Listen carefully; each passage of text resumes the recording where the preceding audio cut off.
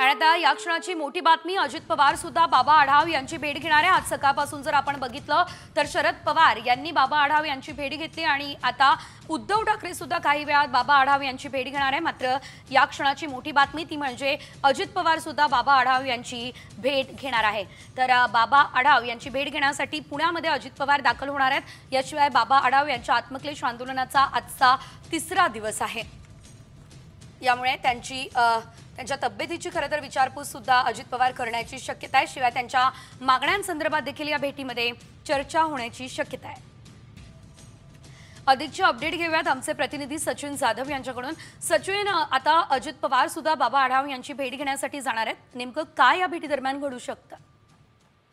नक्कीच आपण पाहतोय की ज्येष्ठ समाजसेवक बाबा आढाव आज 3 दिवस झाले पुण्यातील फुलेवाडा येथे आत्मक्लेश आंदोलन करत आहेत। नुकत्याच झालेल्या निवडणुकी संदर्भात काही आक्षेप जे आहेत ते त्यांचे आहेत, त्याविषयी त्यांचे हे आंदोलन आहे। त्यांच्या आंदोलनाला भेट देण्यासाठी आज सकाळी राष्ट्रवादी काँग्रेसचे नेते शरद पवार यांनी भेट दिली। त्या संदर्भात आज दुपारी उपमुख्यमंत्री अजित पवार आणि शिवसेना उभाटाचे उद्धव ठाकरे ही भेट देणार आहेत।